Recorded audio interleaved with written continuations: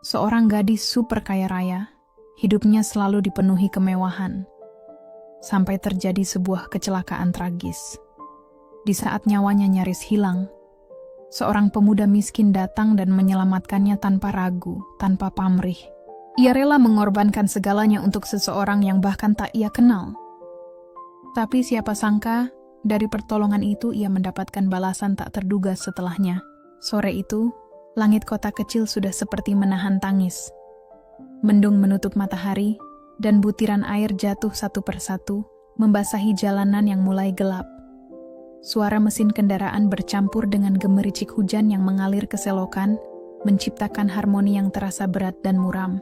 Di tengah hiruk-pikuk itu, seorang pemuda bernama Ferry Wiryawan, 22 tahun, berjalan pelan sambil menuntun motor tuanya yang sudah berkali-kali mogok. Bajunya lusuh, sebagian terkena hujan, tapi sorot matanya begitu tegas. Seolah hidup bisa menghantam berkali-kali pun ia tetap berdiri.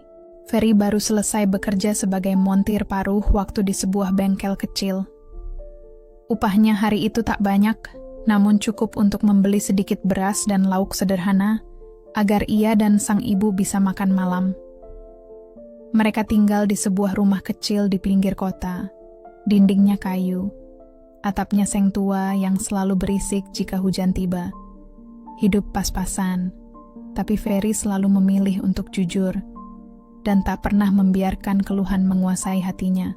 Hujan mulai mereda saat ia sampai di perempatan dekat taman kota. Lampu merah menyala, kendaraan mengantri panjang. Di sisi lain jalan, sebuah mobil mewah putih melaju, seolah berlomba dengan awan yang semakin gelap.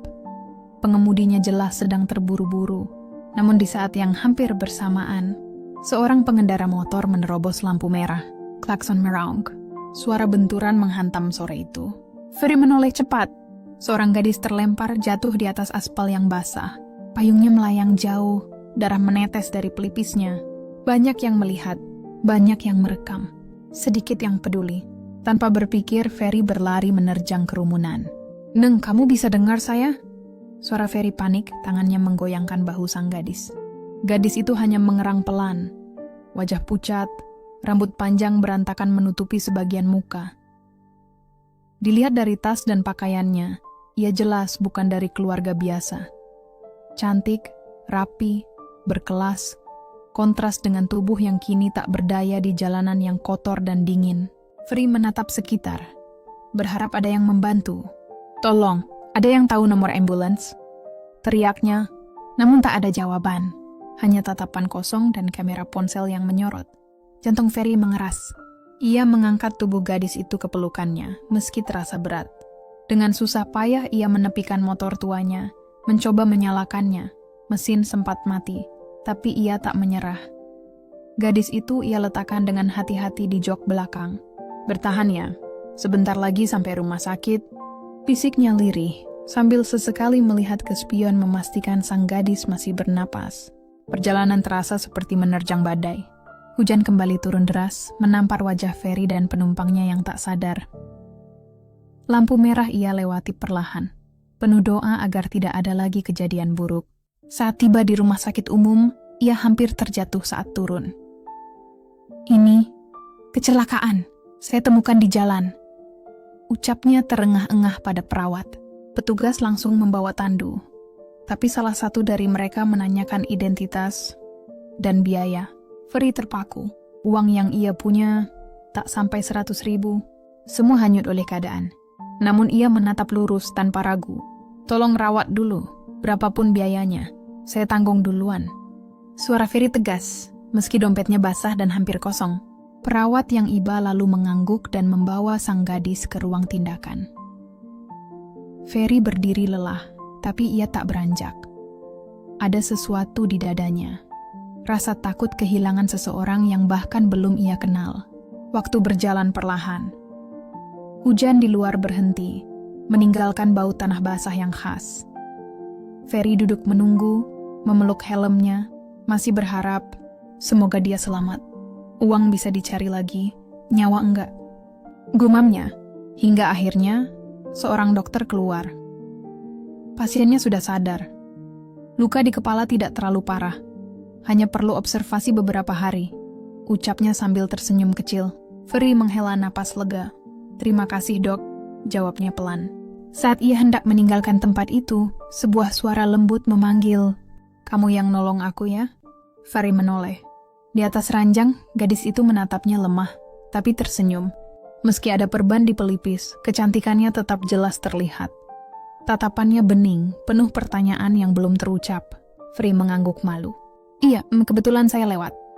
Gadis itu menatapnya lama, seperti mencoba mengingat wajah yang muncul di tengah gelapnya rasa sakit yang ia alami. Terima kasih, aku berutang nyawa padamu, ucapnya pelan. Ferry menunduk kikuk. Sama-sama Nona, saya Ferry. Sesaat mata mereka bertemu, ada sesuatu hangat aneh tak bisa dijelaskan. Bagi Ferry semua ini terasa seperti takdir.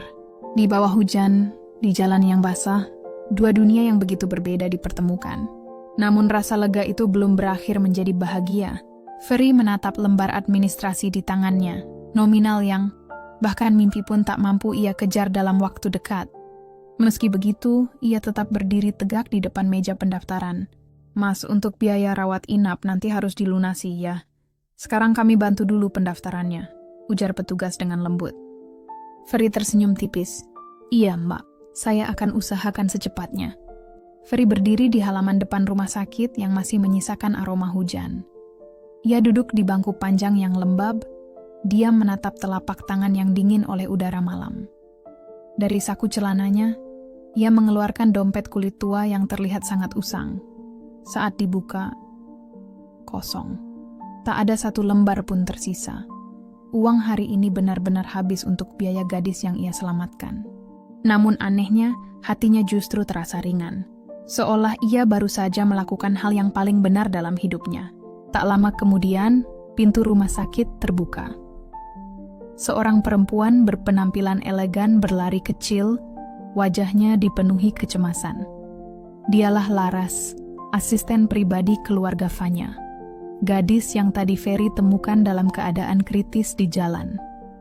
Dengan napas terengah, Laras langsung menemui dokter, menanyakan kondisi Fanya seperti seorang kakak yang takut kehilangan adiknya sendiri. Selesai bicara dengan dokter, Laras berjalan cepat menyusuri lorong. Saat melintas di depan Ferry, ia sempat melirik pemuda itu sekilas. Pakaian lusuh, sepatu kotor, tubuh basah kuyup. Tapi ada ketulusan di wajah Ferry. Ketulusan yang tak bisa disembunyikan oleh penampilan sederhana. Laras pun terus melangkah masuk ke ruang perawatan. Di dalam, Fanya sudah sepenuhnya sadar. Begitu melihat Laras, ia langsung memeluknya. Ya Allah Non, saya hampir pingsan waktu dengar Non kecelakaan, seru Laras panik. Fanya tersenyum lemah. Aku baik-baik aja kok, Kak. Semua karena Mas Ferry. Dia yang nolong aku. Mas Ferry? Laras mengernyit. Namun saat Fanya menoleh ke arah pintu, sosok itu sudah tak ada. Dia tadi ada di sini. Dia yang bawa aku ke rumah sakit. Padahal aku sama sekali nggak kenal. Rasa hangat muncul dalam hati Fanya. Getaran halus yang membuatnya ingin bertemu lagi dengan penolongnya itu. Sementara itu, di luar rumah sakit, Ferry sudah berjalan menjauh dengan langkah pelan. Namun suara langkah seseorang terdengar tergesa menghampirinya. Mas, tunggu, panggil Laras. Ferry menoleh. Laras berdiri di depannya, masih terengah. Mas yang nolong Nona Fanya ya? Ferry mengangguk pelan. Iya mbak, saya cuma kebetulan lewat. Terima kasih banyak mas. Kalau bukan mas, mungkin Nona nggak selamat. Ferry hanya menunduk sopan. Saya senang bisa bantu. Saya permisi dulu bu, saya pasti nunggu. Tunggu. Laras buru-buru merogoh tas, mengeluarkan amplop tebal. Ini uang ganti biaya yang mas keluarin. Keluarga kami akan sangat berterima kasih. Ferry langsung menggeleng. Maaf mbak, saya bantu bukan karena uang. Saya cuma nggak tega lihat orang dalam bahaya. Laras terdiam kagum. Pemuda seperti ini? Langka? Ferry pun pamit dan pergi, meninggalkan Laras terpaku. Di kamar rawat, Fanya menatap kaca jendela yang basah oleh sisa hujan. Wajah Ferry terus muncul dalam ingatannya. Tatapan jujur, suara tenang, dan tangan yang membuatnya merasa aman. Ada perasaan asing yang tumbuh di dalam hati gadis itu. Mas Ferry, Nama itu meninggalkan jejak yang dalam. Keesokan malamnya, di rumah sederhana di pinggir kota, Ferry duduk di beranda. Ibunya Bu Siti menyiapkan makan malam ala kadarnya, nasi, sambal, tahu goreng. "Ferry, kok kelihatan capek? Bengkel rame ya?" tanya ibunya lembut. Ferry tersenyum kecil. "Enggak, Bu. Tadi Ferry bantu orang kecelakaan." Bu Siti langsung memeluk tangannya. "Yang penting kamu selamat, Nak." Ferry menunduk menatap piringnya. "Uang harian Ferry habis buat biaya rumah sakit, Bu. Tapi nggak apa-apa. Ferry nggak tega ninggalin orang." Mata Bu Siti berkaca-kaca. "Kamu anak baik, Ferry. Allah pasti balas 1000 kali lipat." Malam itu, Ferry tidur dengan tubuh letih, tapi hati tenteram. Dalam benaknya, wajah Fanya muncul lagi dan lagi. Ia bahkan tak tahu kenapa gadis itu sulit keluar dari kepalanya. Dan di rumah sakit, Fanya juga belum bisa memejamkan mata. Tatapan Ferry yang penuh keberanian terus menghantuinya dengan cara yang menenangkan. "Mas Ferry, aku janji akan cari kamu lagi," bisiknya pada gelap malam yang sunyi. 2 hari berlalu. Kondisi Fanya membaik. Dokter mengizinkan ia pulang. Laras sibuk mengurus semua administrasi, sementara sopir keluarga menunggu di depan. Namun Fanya hanya memandangi lorong rumah sakit yang panjang, seakan menanti seseorang muncul di ujungnya. "No, ayo pulang," ajak Laras lembut. Fanya menggeleng pelan. "Kak, aku mau cari Mas Ferry dulu." Laras terdiam. "Tapi dia nggak kasih alamat. Kita mulai dari mana?" Fanya menarik napas dalam. "Kita cari di tempat dia nolong aku, di perempatan dekat taman kota." Akhirnya Laras mengalah. Mereka naik mobil hitam milik keluarga menuju lokasi kecelakaan. Dan seolah takdir ingin mengulang cerita, hujan tipis kembali turun membasahi sore. Sama seperti hari ketika kejadian tak terduga itu terjadi.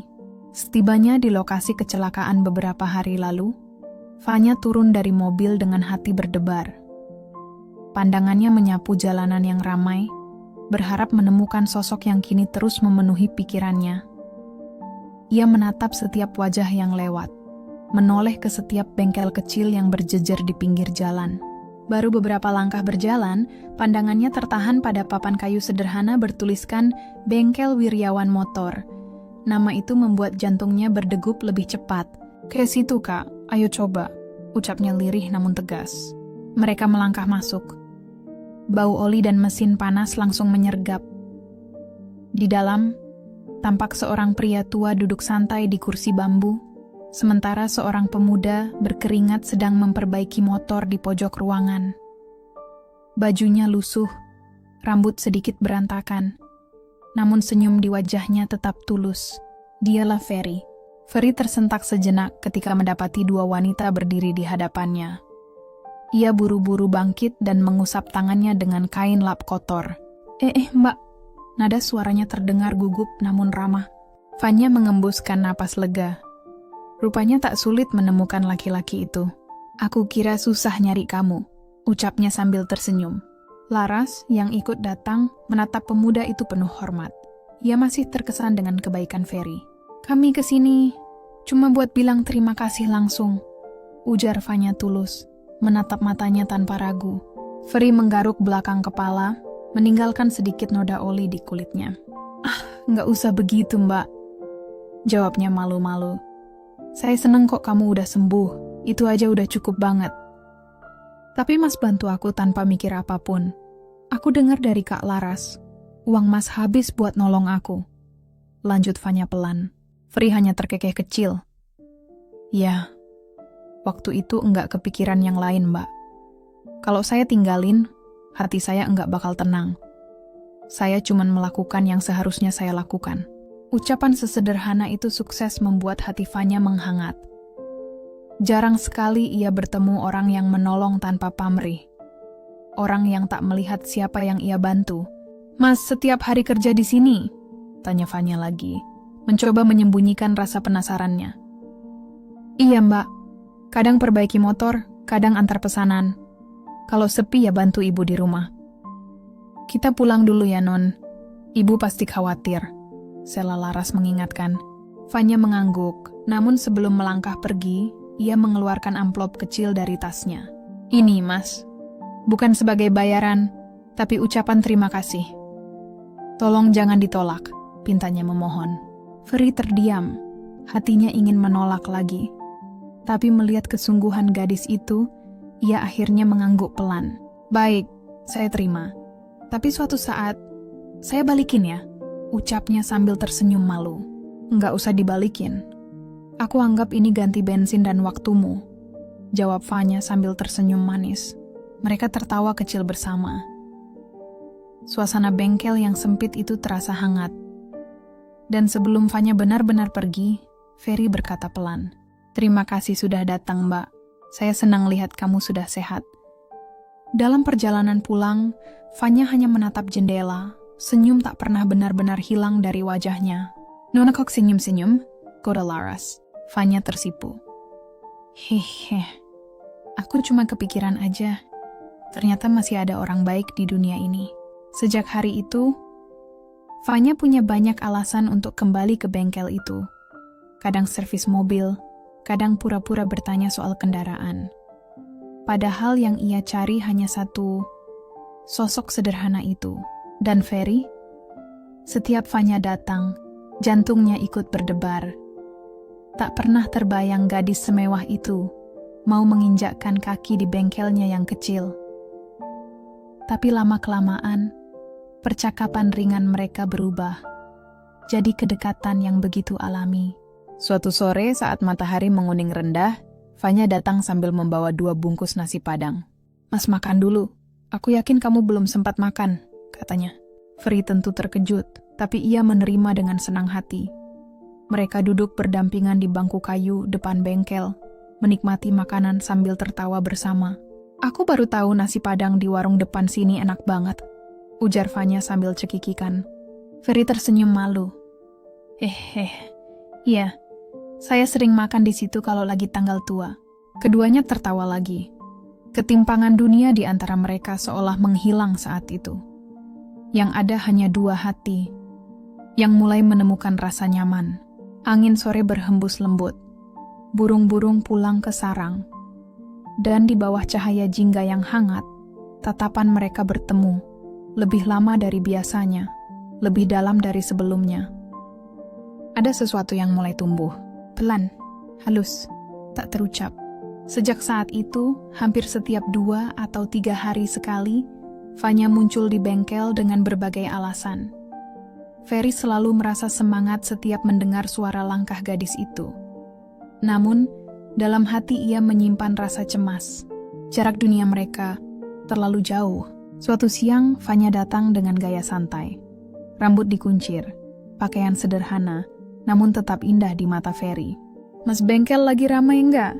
tanya Fanya ceria. "Lumayan, Mbak. Tapi kalau kamu datang, saya jadi enggak kerasa capek," jawab Ferry sambil menunduk malu. Fanya tertawa, pipinya memerah. Mereka mengobrol sambil menikmati teh hangat buatan Bu Siti, ibu Ferry. Bu Siti awalnya heran melihat gadis secantik itu datang berkali-kali. Namun, setelah mengenalnya, ia bisa merasakan ketulusan Fanya. "Fanya anaknya sopan ya, Al?" ujarnya saat gadis itu sudah pulang. Ferry mengangguk kecil. "Ya, Bu. Dia baik banget, tapi aku takut, Bu. Takut salah langkah." "Ih, kenapa?" tanya ibunya lembut. Ferry menarik napas panjang. "Dunia kita beda banget, Bu. Dia orang berada... Aku cuma tukang bengkel." Bu Siti tersenyum bijak sambil menepuk bahu putranya. "Nak, kalau ketulusanmu tulus dari hati, orang yang melihatmu juga akan melihat dari situ, bukan dari isi dompetmu." Ucapan ibunya memang menenangkan. Aber di lubuk hati terdalam, Ferry paham satu hal. Dunia nyata tidak selalu semudah itu. Sementara itu, di rumah besar keluarga Firmawan, sore yang seharusnya terasa hangat justru dipenuhi kecemasan. Tuan Arman, ayah Fanya, baru tiba dari perjalanan luar kota dan langsung dibuat terkejut ketika mendengar kabar bahwa putrinya sering pergi sendiri ke sebuah bengkel kecil. "Bengkel? Untuk apa kamu ke tempat seperti itu, Fanya?" Suaranya terdengar tajam menusuk. Fanya terdiam sesaat. "Aku cuma ingin mengunjungi orang yang nolong aku saat kecelakaan waktu itu," Dan siapa orang itu? Tanyanya lagi, alisnya mengerut curiga. Namanya Ferry. Kalau bukan dia, mungkin aku sudah...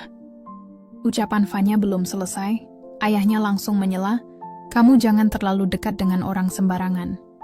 Kamu tidak tahu siapa dia, dari mana dia berasal, apa maksudnya mendekati kamu.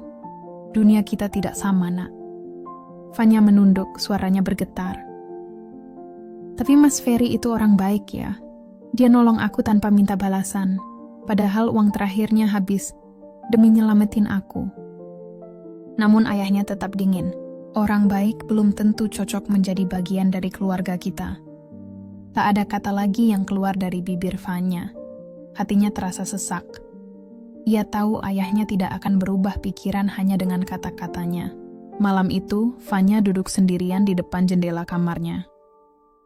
Bulan yang menggantung tinggi di langit seolah menjadi saksi perasaan yang tak bisa ia jelaskan. Ia paham ayahnya hanya ingin melindunginya, tapi kenapa hatinya menolak untuk menjauh dari Ferry? Setiap kali ia mengingat senyum tulus itu, suara Ferry, keberaniannya saat menolong dulu, perasaannya tumbuh semakin dalam. Aku tidak peduli beda dunia, Mas Ferry, bisiknya lirih. Keesokan harinya, Fanya nekat kembali ke bengkel. Tapi suasananya terasa aneh. Ferry terlihat lebih kaku dan menjaga jarak. Mas, kenapa kelihatan aneh hari ini? Tanya Fanya hati-hati. Ferry memandangi obeng di tangannya, ragu bicara. Mbak, mungkin mulai sekarang, kamu jangan sering-sering kesini. Fanya terkejut. Kenapa? Aku ngerepotin? Bukan gitu, Mbak. Aku cuma takut orang salah paham. Dunia kamu beda sama aku. Aku nggak mau kamu disalahin atau malu karena sering datang ke tempat kayak gini. Fanya menatap dalam, mencoba membaca hati pemuda itu. Mas pikir aku peduli sama omongan orang?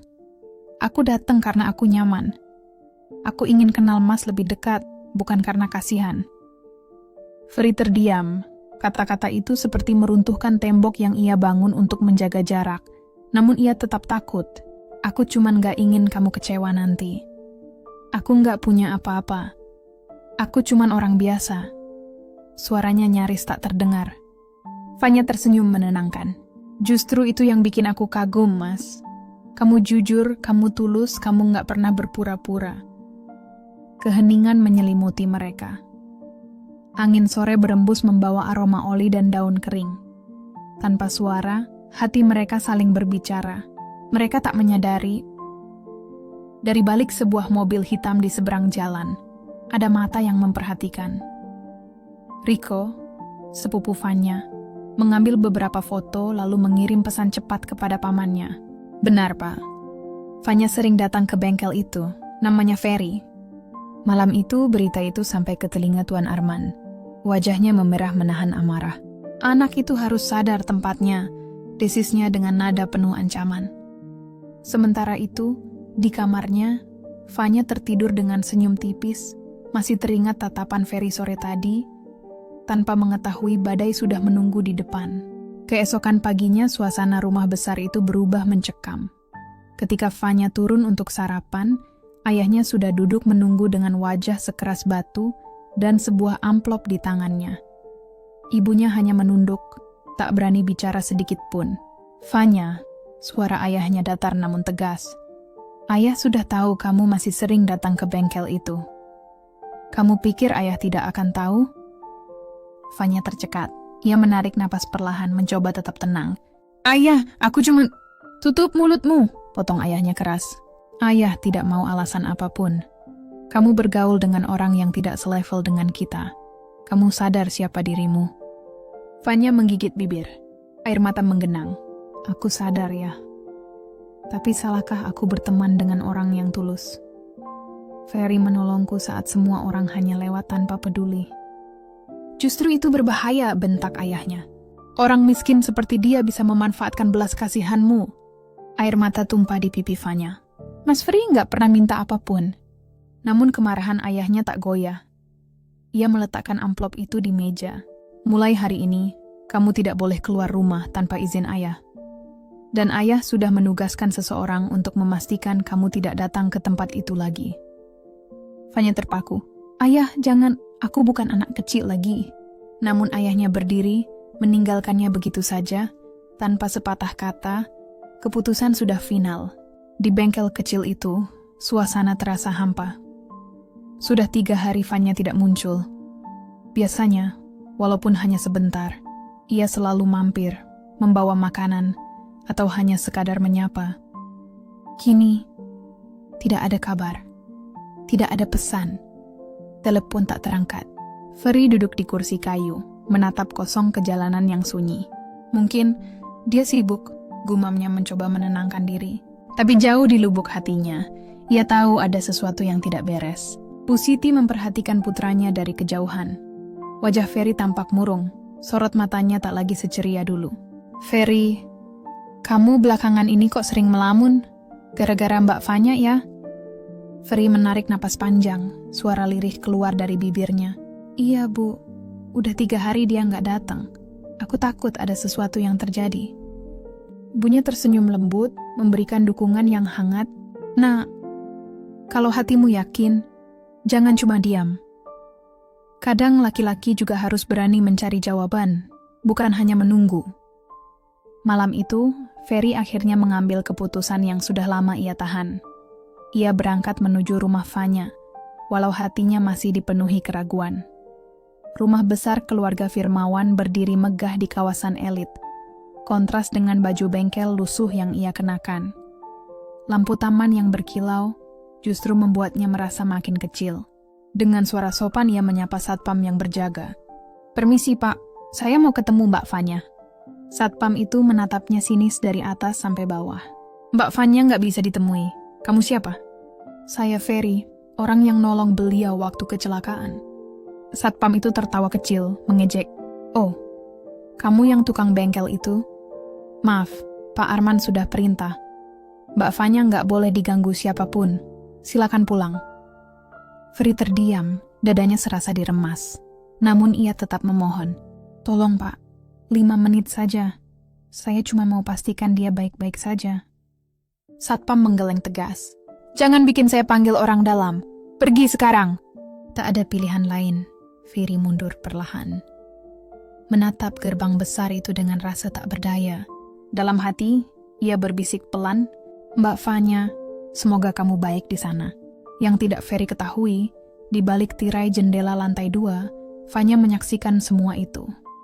Tubuhnya gemetar, air mata menetes ketika ia melihat 2 penjaga menghampiri Ferry. Ia ingin berlari keluar. Ingin meneriakkan namanya, tapi kakinya seperti terkunci.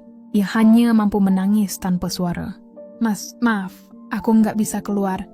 Saat Ferry berbalik dan pergi tanpa menoleh, Vanya merasa seolah sebagian jiwanya ikut terbawa pergi bersama langkah lelaki itu.